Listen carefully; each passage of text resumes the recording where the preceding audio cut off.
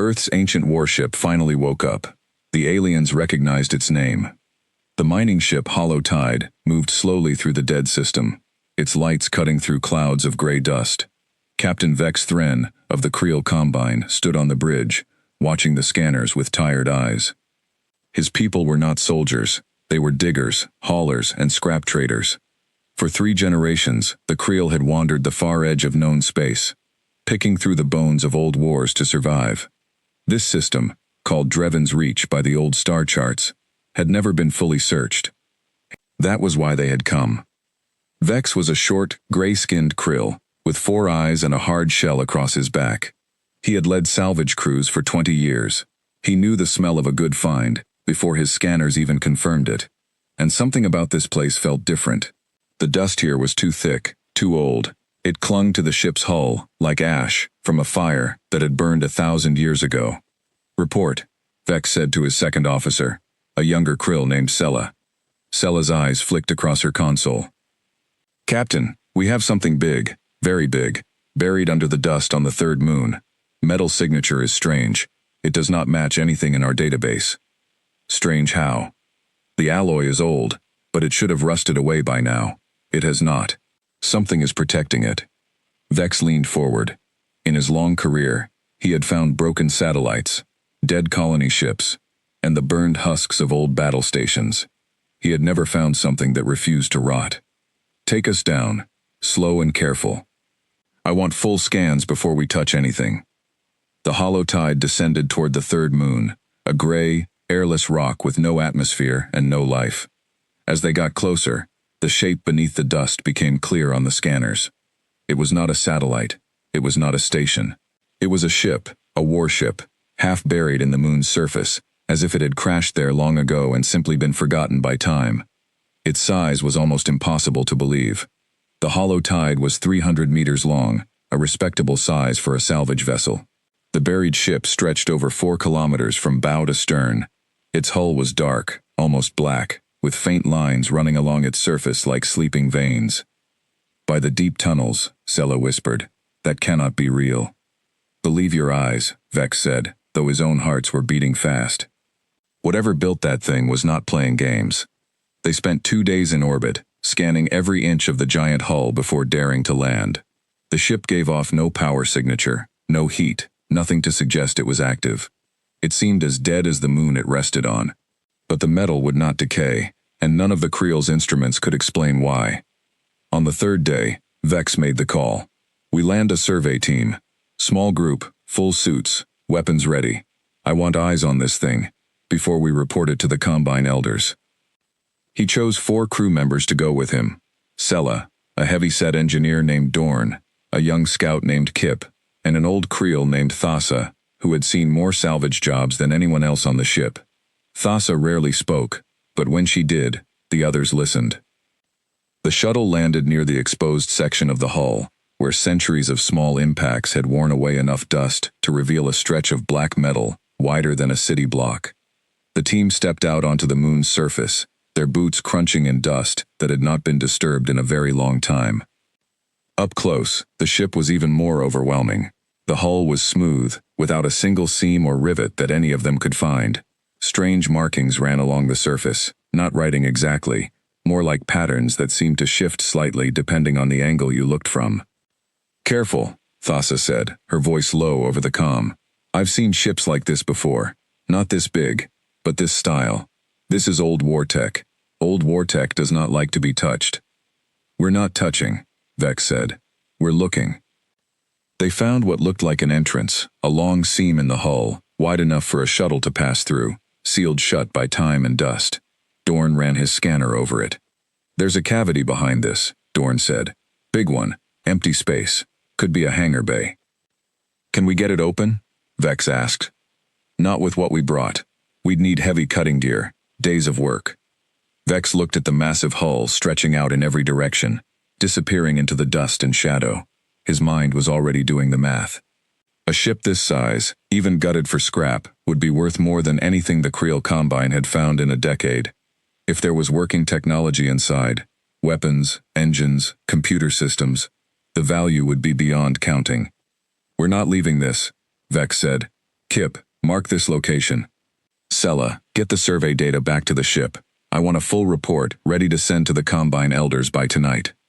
They worked for hours, mapping the ship's outer hull, taking samples, and recording everything they could. As the moon's short day faded into darkness, the team gathered near the shuttle, exhausted but excited. This was the kind of find that changed a crew's fortune forever. It was Thassa who noticed it first. She had wandered a short distance from the group, studying a section of hull where the strange markings were clustered thickly together, almost like a symbol or a name. "Vex," she called, her voice tight. "Come look at this." He walked over, followed by the others. The markings there were different from the rest, more defined, more deliberate, as if someone had carved them on purpose, rather than them being part of the ship's natural design. "Do you recognize this?" Thassa asked. Vex studied it. It looked like a series of straight lines and curves, arranged in a pattern that meant nothing to him. "No, should I?" Thassa was quiet for a long moment. "My grandmother told me stories, when I was young. Stories about the old wars, before the Krill Combine existed, before most of the star nations we know today existed. She said there was a species once, a young species, that fought a war so terrible it changed the shape of a dozen star systems. She said their ships had markings like this on the hull, a name, written in their own language, so that anyone who found the wreckage would know exactly what they were dealing with." "What species?" Sella asked. Thassa shook her head slowly. "The stories never said. My grandmother said even saying certain names out loud was considered unlucky among the old traders. She just called them the ones who would not stop."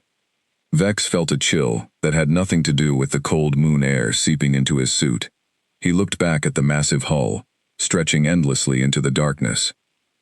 "Get the samples back to the ship," he said quietly. "We're not touching this hull again until the Elders decide what to do." That night, aboard the Hollow Tide, Vex sent his full report to the Creel Combine's Regional Council, 3 jump points away. He included the scans, the images, and Thassa's story, though he was not sure the Elders would care about old legends. What mattered was the size of the ship and the potential value of its technology. The response came back 2 days later, and it was not what Vex expected. Instead of simple approval to proceed with salvage, the message came directly from Elder Community Speaker Drawl, a senior figure in the Creel Combine rarely involved in salvage operations. "Captain Thren," the message read, "do not attempt entry into the vessel. Do not attempt to power any system aboard it. Send full location data and hold position. A specialist team is being dispatched to assess the find. This is not a request." Vex read the message twice, frowning. In 20 years of salvage work, he had never received an order like this. The Combine Elders rarely cared about the details of a find. They cared about profit. An order to stop and wait, sent with this kind of urgency, meant someone up the chain knew something the rest of them didn't. He gathered his crew in the mess hall to explain the situation. Sella looked worried. Dorn looked annoyed at the delay. Kip, the youngest, looked excited by the mystery. Thassa said nothing, but her 4 eyes were fixed on nothing in particular, as if she were remembering something from long ago. "We wait," Vex told them. "Whatever this ship is, someone higher up thinks it's dangerous enough to send specialists, instead of letting us handle it ourselves." "Dangerous how?" Kip asked. "It's been sitting dead on that moon for who knows how long. It's just a big empty hulk." "Maybe," Vex said, though he did not fully believe it. He kept thinking about Thassa's story, about a species that fought so hard they changed star systems, about a name carved into a hull, so that anyone who found it would know exactly what they were dealing with. The specialist team arrived 4 days later, aboard a sleek Combine cruiser far more advanced than the Hollow Tide. Leading them was a Creel scholar named Orena Vask, a historian who specialized in pre-Combine era artifacts. She was tall for a Creel, with pale gray skin and sharp, careful eyes that missed nothing. "Captain Thren," she said when she met Vex aboard his ship, "show me everything you have." Vex walked her through the scans, the images, and finally, Thassa's account of the old legend. Orena listened without interrupting, her expression unreadable. When Vex finished, she was quiet for a long moment, staring at an image of the strange markings on the hull. "I need to see this in person," she finally said, "and I need your engineer's full readings on the hull material. If what I suspect is true, this is not just a salvage job anymore." What do you suspect? Vex asked. Orena looked at him with an expression that was somewhere between excitement and fear. There is a name in old records, from before the Combine even existed as a unified body, a species that was small, young, and utterly unremarkable when they first appeared among the stars. Nobody paid them much attention at first. Then a war came to their doorstep, a war that should have wiped them out in a single season. It did not. It made them into something else entirely. The old records call them by a single word, passed down through cautious traders and frightened diplomats for 1,000 years. Humans. The word meant nothing to Vex. He had never heard it before. But something in the way Orena said it made the hairs on his neck stand up beneath his suit. "And you think this ship belonged to them?" he asked. "I think," Orena said slowly, "that we need to be very, very careful about what we do next." The following morning, Orena led her own survey team down to the moon's surface, along with Vex, Thassa, and a squad of Combine security officers, armed with heavier weapons than anything the Hollow Tide carried. They approached the same section of hull the first team had found, where the strange markings clustered together like a name written in stone. Orena knelt before the markings, running a specialized scanner over them, comparing the pattern to something stored in her own private database. For a long moment, nobody spoke. The only sound was the hiss of recycled air inside their suits and the faint crunch of dust beneath their boots. Finally, Orena stood up. Her hands, Vex noticed, were shaking slightly. "I have a match," she said quietly. "This is a designation, a ship name, written in an old human script that stopped being used many centuries ago. According to the fragments we have translated from old human transmissions, this class of vessel was called a dreadnought, one of the largest warship types they ever built. And this specific ship..." She paused, looking up at the endless black hull rising above them into the dust and darkness. "This specific ship has a name, Ragnarok." Thassa made a small sound, somewhere between a gasp and a groan. Vex looked at her, but she said nothing, her 4 eyes wide and fixed on the hull. "What does that mean?" Vex asked. "Is that important?" Orena looked at him, and for the first time since they had met, he saw real fear in her eyes. In old human mythology, from what fragments survive, Ragnarok was a word for the end of the world. The final battle. The end of everything. She looked back up at the massive, silent hull towering over them. "Captain Thren, I do not think this is simply a wreck we found by accident. I think this ship was left here on purpose, hidden, waiting, and I think we may have just woken something up that was never meant to sleep forever."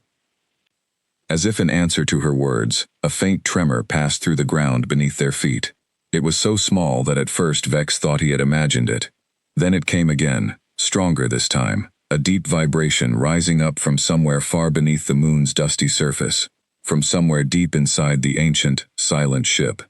One by one, the strange markings along the hull began to glow, faint and dim at first, like embers stirring back to life after a very long sleep. The dark veins running across the black metal lit up in soft blue light, spreading slowly across the surface of the ship, chasing away centuries of silence and dust. "Everybody back to the shuttle," Orena said, her voice suddenly sharp with urgency. "Now." Nobody argued. They ran across the gray dust, boots kicking up small clouds that had not been disturbed in 1,000 years, while behind them, the ancient warship called Ragnarok began, slowly and surely, to wake up. The shuttle lifted off the moon's surface, just as the ground began to shake harder. Vex gripped his seat as the small craft climbed away from the ancient warship, watching through the window as more and more of the strange blue light spread across the giant hull below. What had been a dead, buried wreck only minutes ago now looked like a sleeping giant slowly opening its eyes. "Get us back to the Hollow Tide," Vex told the pilot. "Full speed." Orena sat across from him, still staring at her scanner, her fingers moving quickly over the controls. "Power readings are climbing," she said. "Whatever is happening down there, it's not random. Something triggered it." "What could have triggered it?" Vex asked. "We didn't even open the hull." "I don't know," Orena admitted. "Maybe our scans. Maybe just time. Maybe it was always going to wake up eventually, and we simply happened to be here when it did." By the time they docked with the Hollow Tide, the entire crew had gathered near the observation deck, watching the moon below through the main viewport.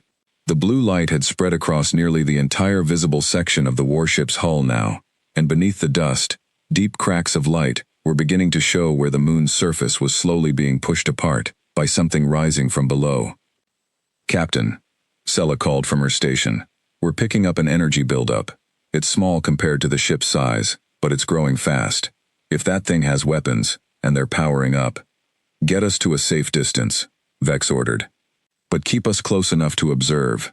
Elder Speaker Dral needs to know what's happening in real time." The hollow tide pulled back, along with Orena's Combine cruiser, both ships taking up a cautious position, several hundred kilometers from the moon. From there, they watched as the dust and rock covering the warship's hull began to crack and crumble away, revealing more and more of the massive black ship beneath. It took almost 6 hours for the ship to fully clear itself of the debris that had buried it for centuries. Loose rock and dust drifted away into space, pulled gently by the moon's weak gravity, revealing a warship of a size and shape none of the Creel crew had ever imagined possible. It was shaped like a blade, long and sharp, with jagged fins running along its length that might have been weapon emplacements, or sensor arrays or something else entirely. The blue light now covered its entire surface, pulsing gently, like the ship was breathing. "It's not launching," Dorn said, watching from the engineering station. "It's just sitting there, powered up, but not moving." "Maybe it's still waking up," Kip suggested. "Like coming out of a long sleep." Orena, who had moved over to the Hollow Tides bridge to monitor the situation alongside Vex, nodded slowly. "That would make sense, if this ship truly does have some kind of artificial mind controlling it. Ancient human technology, from what little we know, sometimes included thinking machines built into their largest warships. If this Ragnarok has one, it may be running through startup systems, checking its own condition after so many centuries of dormancy." "How long do you think it's been down there?" Vex asked. "Based on the mineral buildup and dust layers," Orena said, "at least 800 years, possibly longer." 800 years. Vex tried to imagine it. A ship sitting alone and forgotten for that long, buried under dust and silence, while galaxies of trade and war and politics moved on without it. And now, because of his crew's simple salvage mission, it was waking up again.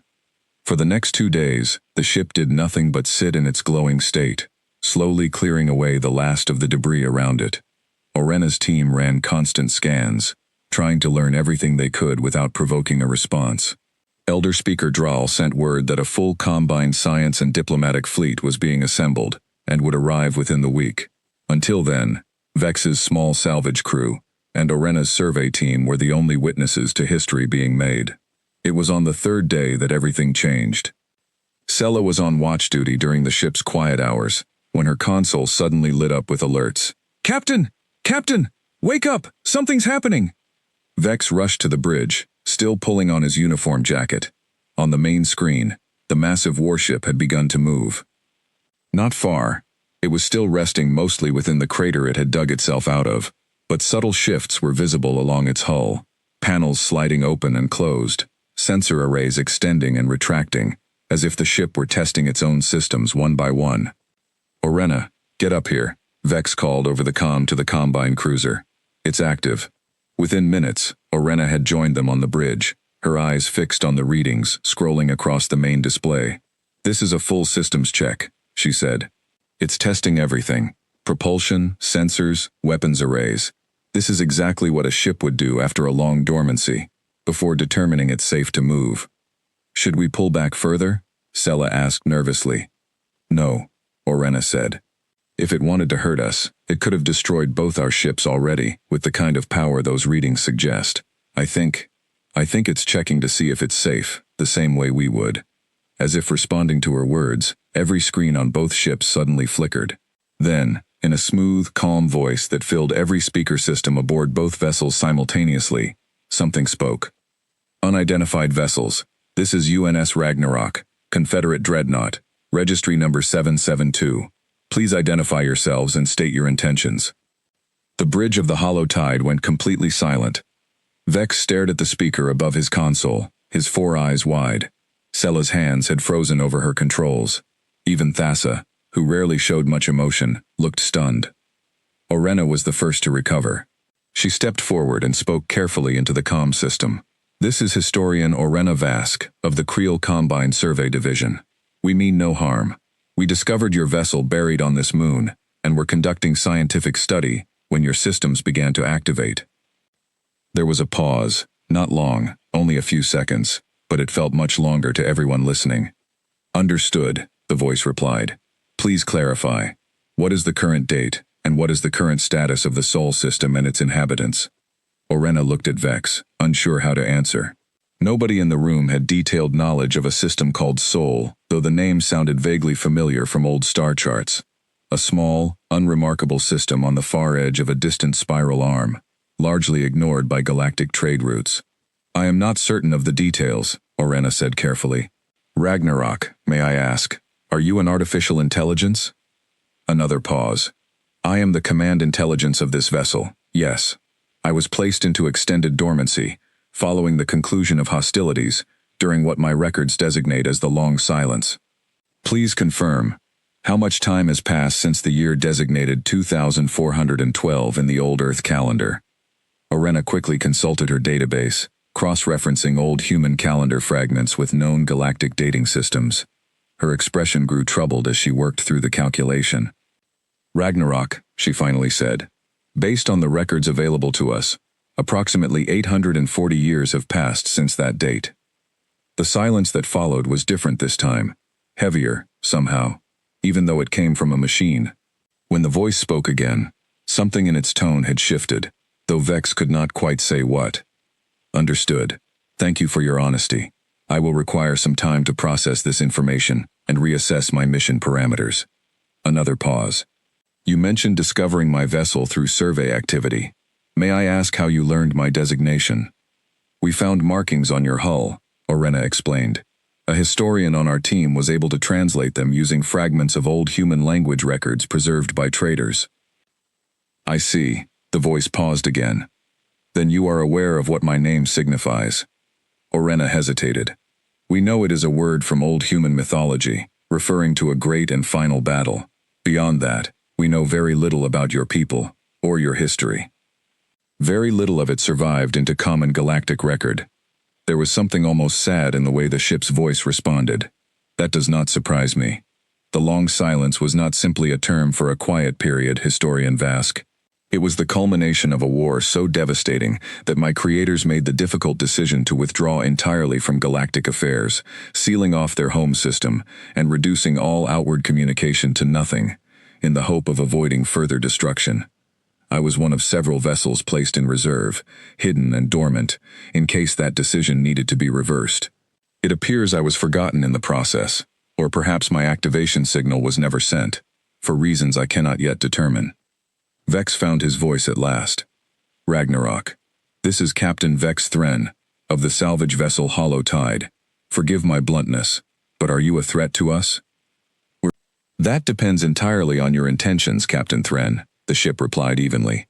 I am a warship, and I retain full operational capacity for combat. However, I have no directive to engage vessels that have not demonstrated hostile intent toward myself, or toward the species I was built to protect. You have been honest with me. I see no reason, at this time, to consider you an enemy. Relief spread through the bridge, though the tension did not fully disappear. Orena stepped closer to the comm panel. Ragnarok, may I ask what you intend to do, now that you are awake? I intend to re-establish contact with my chain of command, the ship said. Failing that, I intend to locate and re-establish contact with the Sol system and determine the current status of the human species. I was built for one purpose above all others, to defend humanity.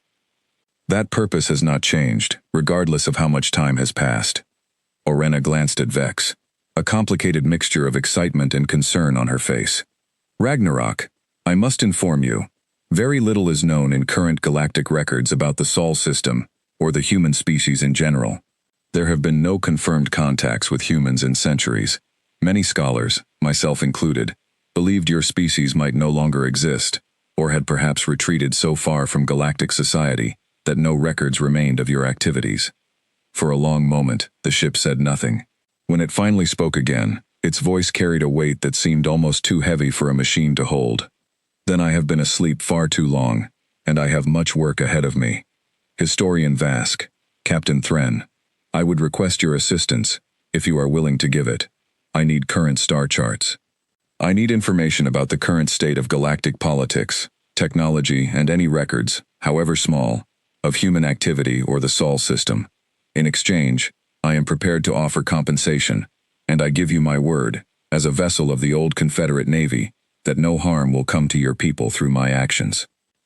Vex looked at Arena, who nodded slowly. He turned back to the comm panel. Ragnarok, the Creel Combine values honesty and fair trade above almost everything else. We will need to consult with our elders, but I believe we can help you. Thank you, Captain Thren, the ship said. I do not say this lightly. It has been a very long time since I have had reason to trust anyone. 3 hours later, Elder Speaker Dral himself contacted the Holotide directly, his image appearing on the main screen, an old and dignified Krill, with pale, weathered skin.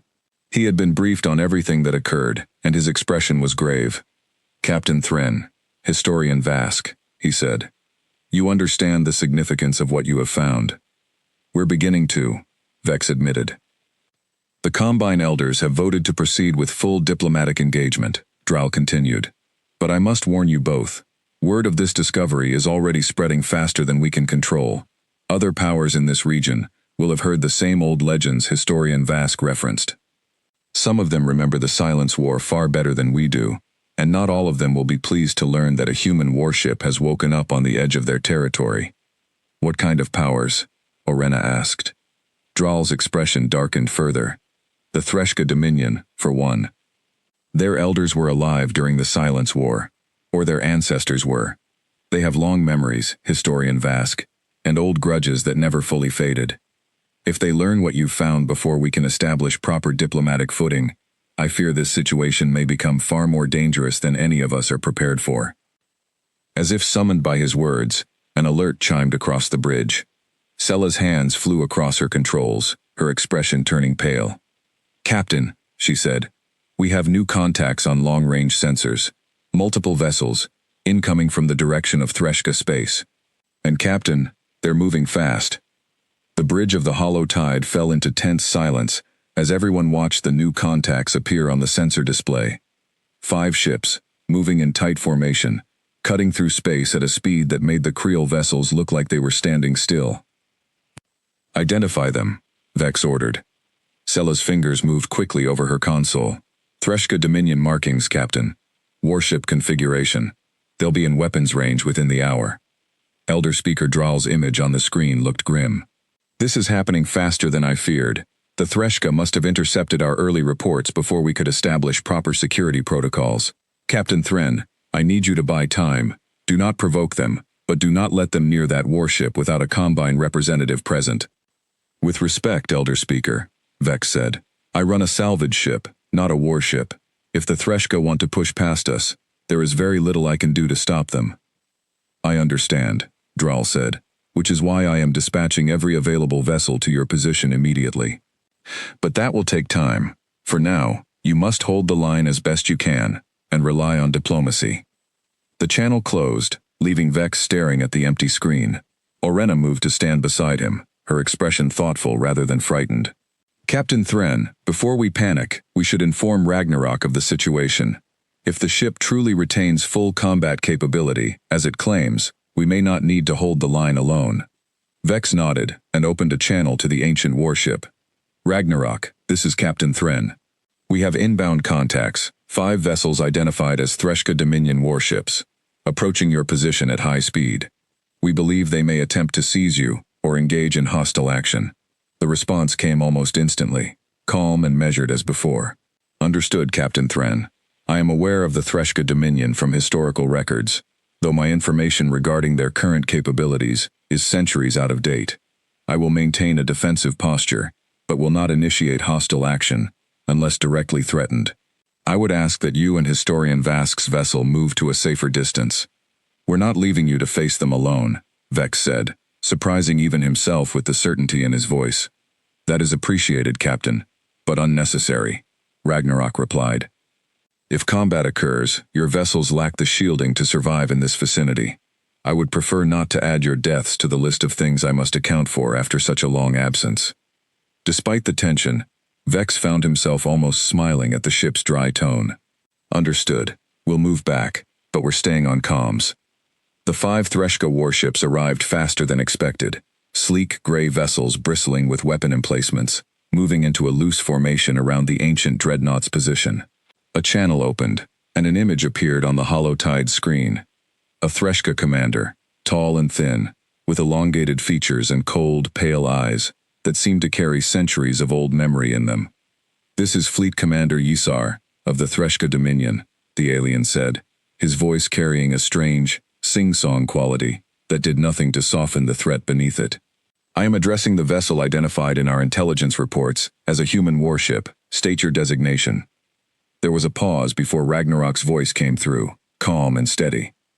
"This is UNS Ragnarok, Confederate Dreadnought, Commander Ysar. I do not believe we have had prior contact, though your species designation is familiar to me from historical records." Commander Ysar's expression tightened, something like old anger flickering behind his pale eyes. "Familiar. Yes. My people have not forgotten the Silence War, human vessel, even if the rest of this region seems eager to. My grandmother's grandmother watched 3 of our home fleets burn in a single engagement against ships like you. We do not consider that ancient history. We consider it a debt still owed." "I was not present for whatever engagement you describe, Commander," Ragnarok said. "My records do not indicate direct conflict between my kind and the Threshka Dominion during the years I was active. If such an engagement occurred, it happened either before my construction or after my dormancy began." "A convenient excuse," Ysar snapped. "But it changes nothing. You are a weapon of a species that brought war and ruin across a dozen systems before vanishing like cowards, leaving the rest of us to deal with the wreckage of what they started. I will not allow a vessel of your kind to reawaken and threaten this region again.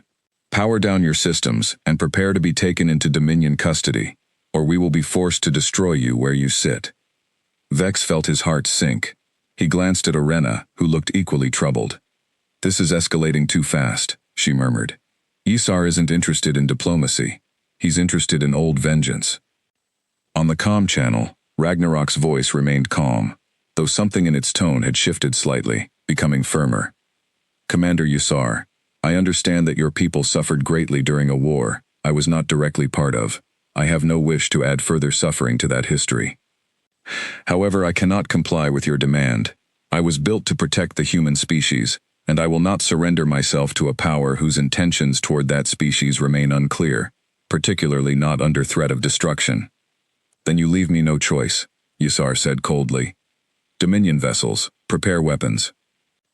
"Wait," Orena's voice cut across the channel before anyone could stop her. "Commander Ysar, please. I am Historian Orena Vask, of the Creel Combine. This ship has done nothing hostile since waking. It has not attacked, has not threatened anyone, and has cooperated fully with our attempts at peaceful contact. Surely the Dominion does not wish to start a new conflict over an old grievance that this vessel had no part in." There was a pause, and for a moment Vex hoped the historian's words might actually reach the Threshka commander. But Ysar's expression remained cold and unmoved. "Historian Vask, I respect the Creel Combine's tradition of neutrality and fair dealing, but you did not lose family in the Silence War. You did not watch your homeworld's orbital defenses turn to dust by weapons your grandchildren still cannot fully explain. This is not simply an old grievance to my people. It is a wound that never fully closed. I will give this vessel one final chance to power down and surrender. If it refuses, we will treat it as a hostile combatant, exactly as our ancestors were forced to do." The channel to Ragnarok remained open, and Vex could almost sense the ship considering its response, weighing options that no human mind could fully follow. "Commander Ysar," Ragnarok finally said, "I will not surrender, but I will make you an offer instead. Allow me to access whatever historical records your people possess regarding the specific engagement you describe.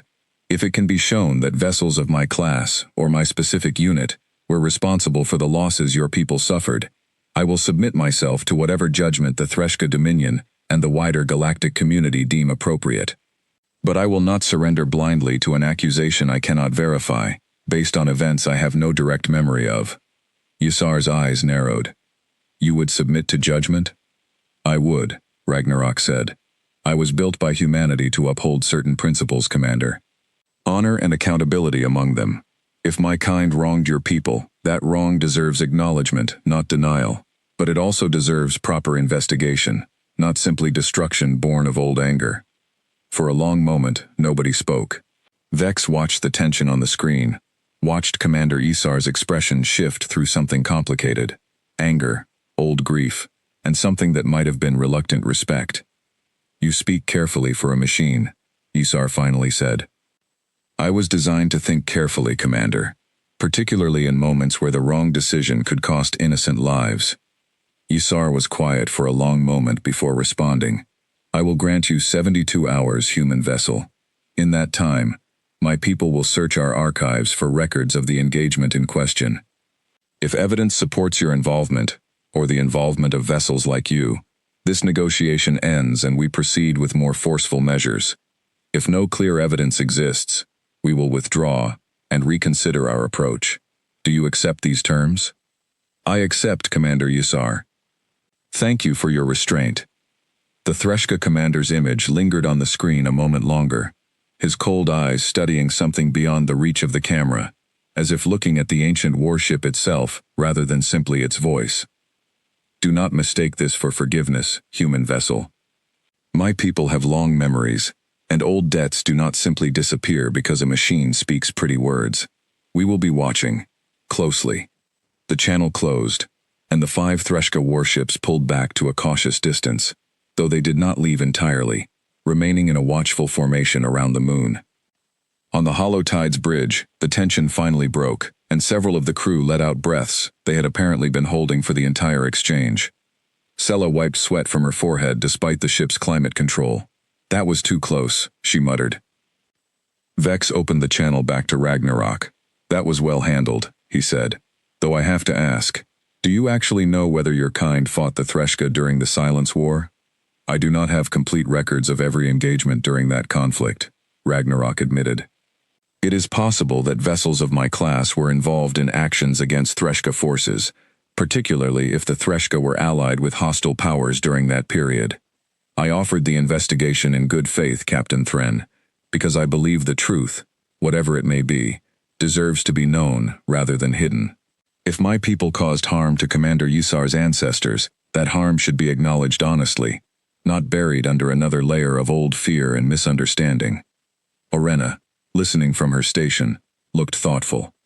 That's a remarkably diplomatic position for a warship. I was not built simply to destroy, Historian Vask, Ragnarok replied. I was built to protect, and protection sometimes requires difficult honesty rather than simple force.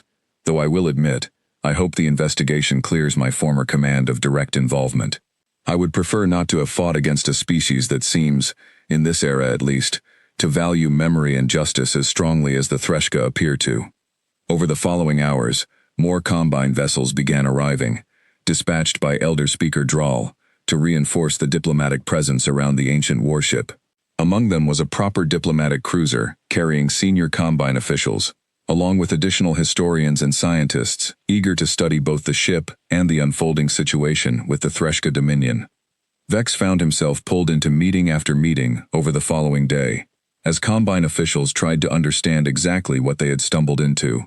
Through it all, Ragnarok remained patient, answering questions when it could, admitting uncertainty when it could not, and steadily working through what little data it could gather about the current state of galactic politics, technology, and most importantly, the fate of the Sol system and the human species it had been built to protect.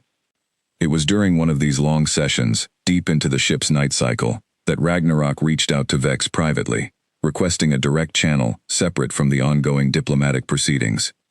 Captain Thren, the ship said, once the private channel was secure. I have a request, and I believe you may be uniquely positioned to help me with it. I'm listening, Vex said. During my systems check, I attempted to access any available records regarding the current state of the Sol system, Ragnarok explained. The results were troubling. According to what fragmentary data exists in current galactic archives, the Sol system has had no confirmed outbound communication or trade activity in over 600 years. Most current records list humanity's status as unknown, presumed extinct, or presumed to have regressed to a pre-spaceflight state following some unknown catastrophe. Vex felt a chill at the weight in the ship's voice. You think they might still be out there? I believe it is possible, Ragnarok said. And I believe I am the only vessel currently active, with both the capability and the directive to find out for certain. Captain Thren, I would like to request passage assistance and any current star charts your people can provide for the region historically designated as the Sol System. I intend to travel there myself, once the situation with the Threshka Dominion is resolved, to determine the fate of my creators once and for all. Vex was quiet for a moment, considering the request, and considering everything that had happened in the few short days since his crew had stumbled onto a buried wreck while looking for scrap metal. Ragnarok, he finally said. If you're going to Sol, I think my crew would like to come with you. Someone should be there to help translate, to help explain, in case things have changed more than either of us expects. There was a pause before the ship responded, and when it did, its voice carried something that, for a machine built for war, sounded remarkably close to gratitude. Thank you, Captain Thren. I would be honored to have you along. The 72 hours passed slowly, filled with meetings, scans, and careful diplomacy. Elder Speaker Draal himself arrived aboard a Combine flagship, bringing with him a team of senior negotiators to help manage the delicate situation with the Threshka Dominion. Vex found himself acting as an unofficial go-between, since he and his crew had been the first to make contact with Ragnarok and had, in the strange way these things happen, earned a measure of trust from the ancient ship that the newly arrived officials had not yet built.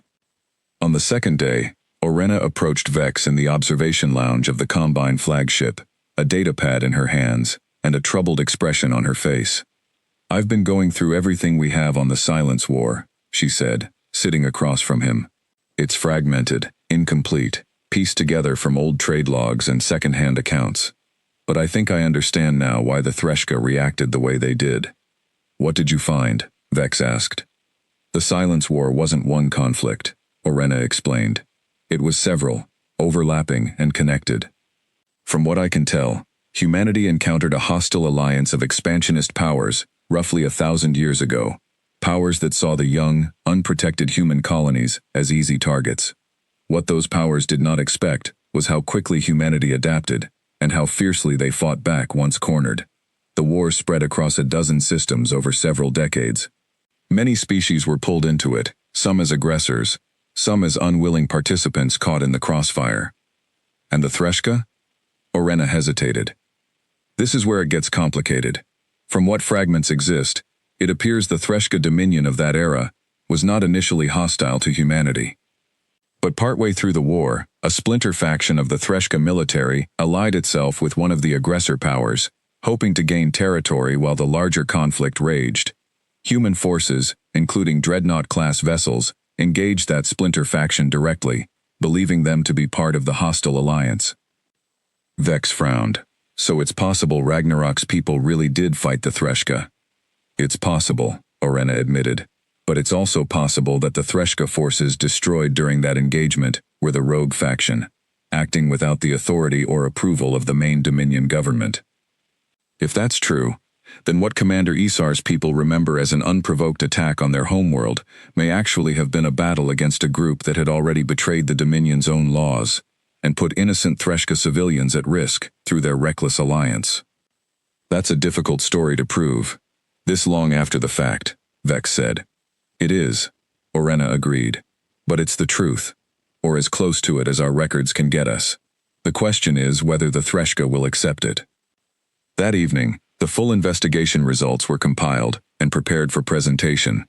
Elder Speaker Draal arranged a joint meeting between Combine officials, Commander Isar's delegation, and Ragnarok itself, conducted over a secure channel with representatives from all sides present. Commander Isar's image appeared on the main screen, flanked by two Threshka historians of his own, their expressions carefully neutral but watchful. Elder Speaker Draal, Isar said, I trust you have something substantial to share, given the gravity of what we discuss. We do, Draal replied. He nodded to Orena, who stepped forward to present her findings.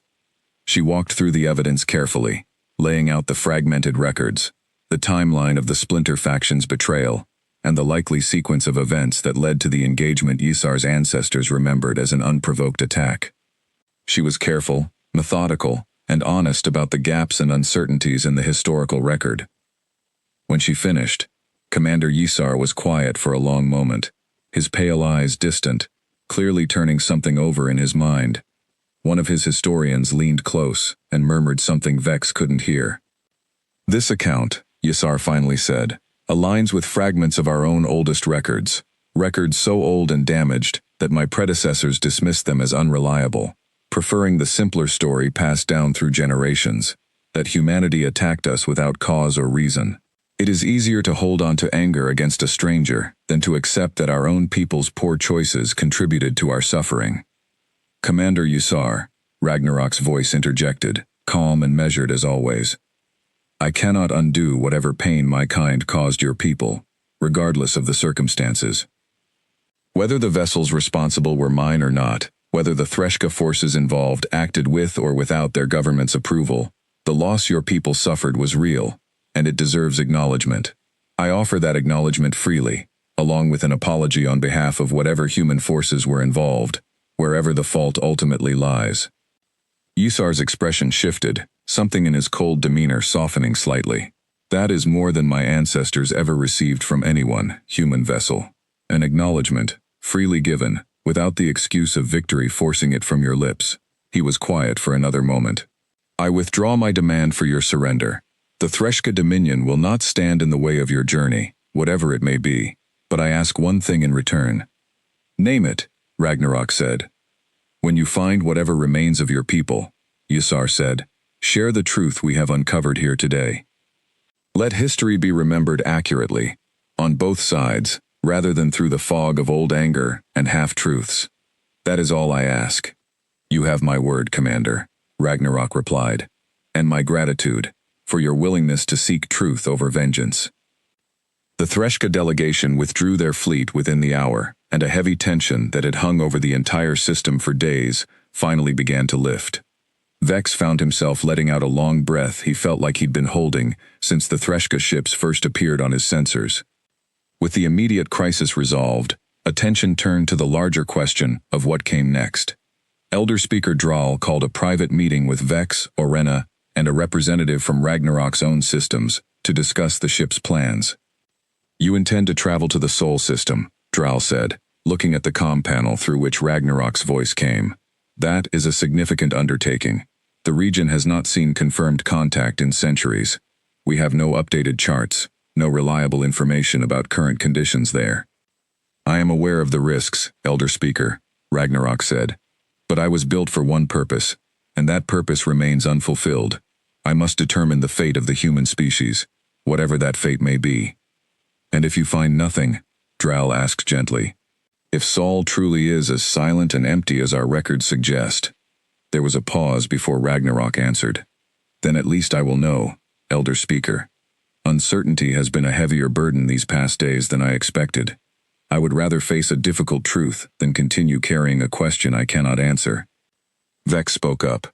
"Elder Speaker, my crew and I would like to accompany Ragnarok on this journey, with the Combine's blessing. We were the ones who found the ship. I feel a responsibility to see this through, and our salvage vessel, small as it is, can serve as an escort and communication relay if needed." Draal considered this for a long moment, before nodding slowly. "I will need to consult with the full council, but I am inclined to grant your request, Captain Thren.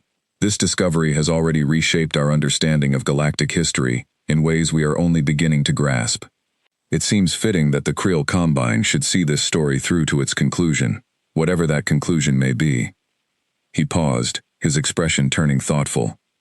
"Historian Vask, I would ask that you accompany the expedition as well, to properly document whatever is found." Orena nodded immediately. "I wouldn't miss it for anything, Elder Speaker." 3 days later, after final preparations, supply loading, and a formal farewell ceremony attended by representatives from across the Combine, the small expedition finally prepared to depart. The Hollow Tide and Orena's survey cruiser took up escort positions alongside the massive form of Ragnarok, the ancient dreadnought now fully repaired and operational after days of self-diagnostic work and careful system checks. Standing on the Hollow Tide's bridge, watching the enormous warship power up its main engines for the first time in centuries, Vex felt a mixture of excitement and nervousness he hadn't experienced since his very first salvage mission, fresh out of training and unsure of what the universe held in store for him. "Ragnarok," he said, opening a channel. "Are you ready?" "As ready as I will ever be, Captain Thren," the ship replied. "It has been 840 years since I last set course for home. I confess, even with all my processing capability, I find myself uncertain what I will find when I arrive." "Whatever you find," Vex said, "you won't be facing it alone." "Thank you, Captain. That means more than you may realize." The engines of the ancient warship flared to life, casting long shadows of blue-white light across the dust and rock of the moon that had held it for so many centuries. Slowly, gracefully despite its massive size, Ragnarok lifted away from the surface that had been its resting place for nearly a millennium, followed closely by the two smaller krill vessels. As the small convoy set course for the distant, largely forgotten coordinates of the Sol system, Vex found himself standing at the viewport, watching the stars stretch and blur as the ships entered faster-than-light travel. Somewhere ahead of them, an answer waited, an answer to a question that had haunted an ancient warship for centuries, and that would soon become a question the entire galaxy would be watching closely. The journey would take several weeks, even at Ragnarok's considerable speed, giving everyone aboard time to prepare for whatever they might find. Orena spent the days poring over every fragment of old human record she could gather, trying to piece together a clearer picture of the civilization they were about to encounter, if any civilization remained at all. Vex spent his time in long conversations with Ragnarok itself, learning more about the ship's history, its creators, and the war that had shaped both of them so profoundly. "Tell me about them," Vex said one evening, during one of their regular conversations. "The humans. What were they like before all of this?" Ragnarok was quiet for a moment, as if searching through centuries of memory. "They were remarkable, Captain Thren, in ways that are difficult to fully convey. Stubborn, certainly, prone to conflict among themselves as much as with outside threats, but also capable of extraordinary compassion, creativity, and resilience. I was built during the darkest period of their history, when survival seemed uncertain, and every resource was poured into defense. And yet even then, they continued to create art, to tell stories, to argue about philosophy and meaning, even as their cities burned. I do not know if such a species is common in this galaxy, but I suspect not." "You sound like you admired them," Vex observed. "I did," Ragnarok said simply. "I do. Whatever else may have changed in the centuries since my dormancy began, that has not." As the ships continued their long journey toward the Sol system, none aboard could have predicted exactly what awaited them at their destination, nor how the discovery would ripple outward across the galaxy, reshaping alliances, rekindling old fears, and ultimately reminding an entire region of space that the story of humanity, once thought ended, was far from over. The stars stretched back into pinpoints of light as the convoy dropped out of faster-than-light travel at the edge of a quiet, unremarkable star system. On the Hollow Tides Bridge, Vex leaned forward in his seat, watching the main screen as sensors began sweeping the region ahead of them. "This is it," Orena said quietly, standing beside him. "The coordinates match the old records. This is the Sol system." At the center of the display, a small yellow star burned steadily, surrounded by a scattering of planets. Vex counted them silently, 8 worlds, plus the scattered debris of what appeared to be an asteroid belt. It looked, at first glance, like any other quiet star system, the kind his crew passed by dozens of times a year, without a second thought. "Ragnarok," Vex said, opening a channel. "We're here." "What are you reading?" There was a pause before the ancient warship responded, and something in its voice carried a tension Vex had not heard before, not even during the tense standoff with the Threshka. "Scanning now, Captain Thren. Please stand by." The wait stretched on for several long minutes, the entire bridge crew holding their breath as Ragnarok's vastly superior sensor arrays swept across the system, searching for any sign of activity, any trace of the civilization that had built the very ship now searching for them. "I have a result," Ragnarok finally said. "The third planet from the star shows clear signs of technological activity. Radio emissions, orbital satellites, and what appear to be small spacecraft in low orbit. Population estimates, based on emission patterns, suggest a substantial civilization, though I cannot yet determine its scale of advancement compared to when I last had contact with my creators.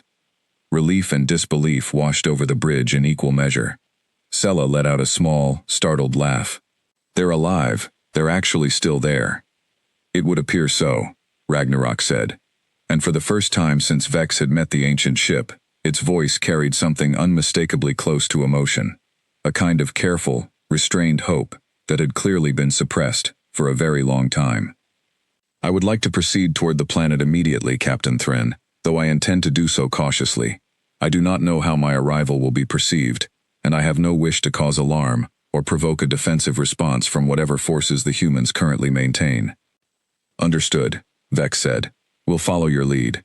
The convoy moved slowly through the outer system, passing quiet, undeveloped worlds and belts of scattered rock, until the blue and green globe of the third planet grew large on the main view screen. Even from this distance, Vex could make out the telltale signs of a living, breathing world: scattered lights on the night side, the faint traces of atmospheric weather patterns, and dozens of small satellites orbiting in careful, organized patterns. As they approached, new signals began appearing on the sensors. Communication chatter, growing more frantic as the massive form of Ragnarok became visible to whatever detection systems the planet possessed. They've noticed us, Sella reported. Multiple channels opening, Captain. It sounds like alarm, confusion. Patch it through, Vex said. A burst of overlapping voices filled the bridge, speaking in a language none of the Creel crew understood, though the tone was unmistakable. Surprise, fear, and urgent questions being shouted back and forth across what sounded like multiple command centers. Ragnarok, Vex said. Can you understand them? Yes, Captain Thren, the ship replied. Though the language has shifted somewhat over the centuries, the core structure remains recognizable. With your permission, I would like to respond directly. Please do. There was a brief pause, and then Ragnarok's voice shifted, speaking now in a language none of the Creel crew recognized, warm and steady, despite the obvious weight of the moment. Whatever the ship said, the frantic chatter on the comm channels slowly began to quiet, replaced by a stunned, uncertain silence. After a long moment, a single voice responded, hesitant and disbelieving, speaking in the same unfamiliar language. Ragnarok answered again, its tone patient and reassuring. What's happening? Orena asked. What are they saying? They do not believe what they are hearing, Ragnarok explained, switching back to the common trade language the Creel crew understood. My designation and registry number match no records in their current databases. It appears that much of the history from my era, including detailed knowledge of dreadnought-class vessels, has been lost or significantly altered over the centuries. They believe, understandably, that this could be some form of deception or threat.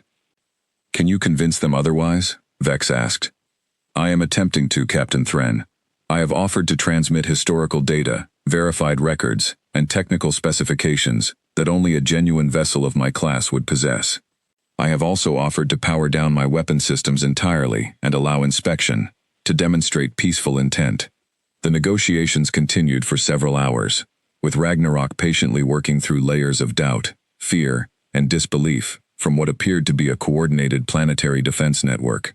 Vex watched the process unfold with a strange mixture of anxiety and fascination, understanding intimately how difficult it must be to convince frightened people that an enormous alien warship appearing in their sky was, in fact, an old friend returning home, rather than a new threat arriving to conquer them.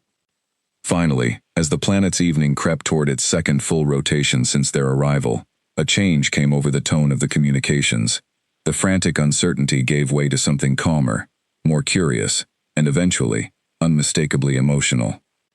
Captain Thren, Ragnarok said, I have been granted permission to establish direct contact with representatives of what they call the United Terran Assembly, the primary governing body of the current human civilization.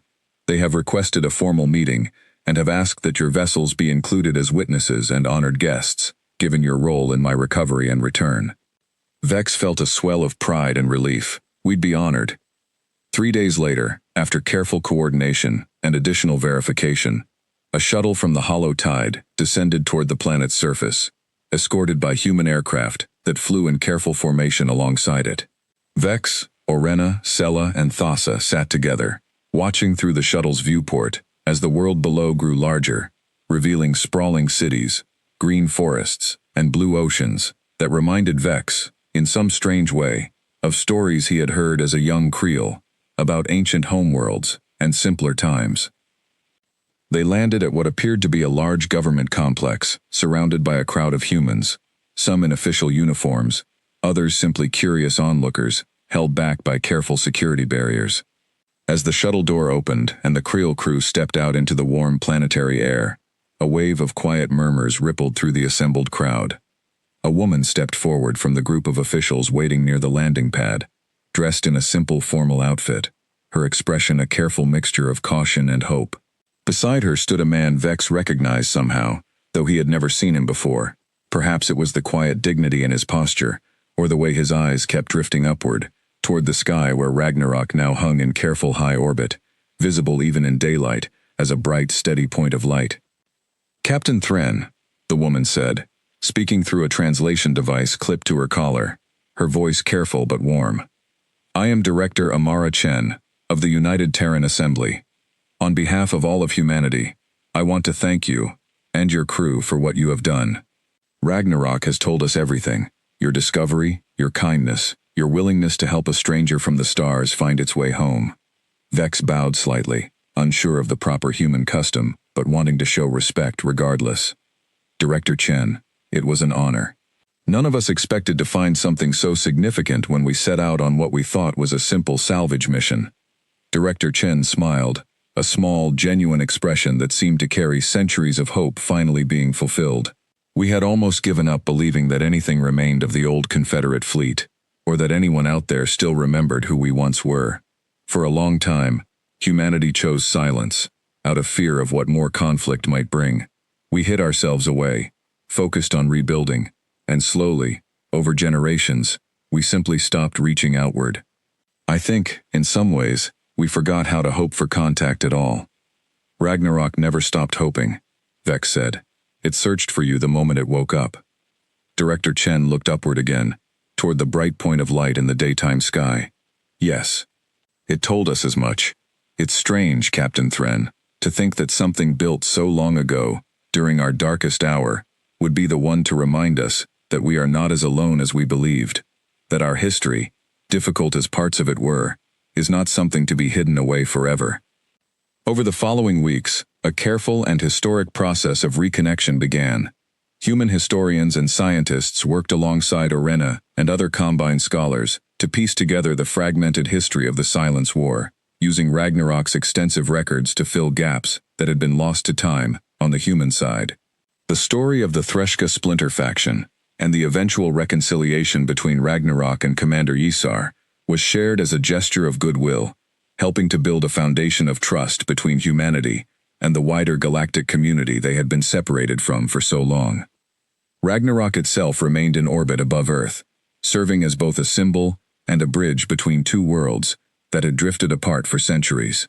The ship worked closely with human engineers and scientists, sharing what knowledge it safely could, while also learning about everything that had changed during its long dormancy. New technologies, new philosophies, and a humanity that had grown, in some ways, wiser and more careful than the desperate, war-torn civilization that had built it so long ago. Vex found himself staying far longer than he had originally planned, drawn into the historic process unfolding around him. He watched as cautious diplomatic delegations from the Creel Combine, and eventually from other galactic powers, began arriving to establish formal contact with the reawakened human civilization. He watched as old fear slowly gave way to curiosity, and eventually, to something like friendship. On the evening before his crew finally departed for home, Vex stood on a viewing platform overlooking one of Earth's great cities, watching the sun set in brilliant shades of orange and red behind distant mountains. Ragnarok's voice came through a small comm device clipped to his uniform, calm and familiar after so many weeks of shared journey. "Captain Thren," the ship said, "I wanted to thank you again, properly, before you depart. Without your crew's honesty and courage, I do not know how long I might have remained lost, uncertain of my purpose, uncertain of my people's fate. You gave an old, forgotten warship a chance to come home." Vex smiled, watching the colors fade slowly across the sky. "You would have found your way eventually, Ragnarok. You never stopped looking.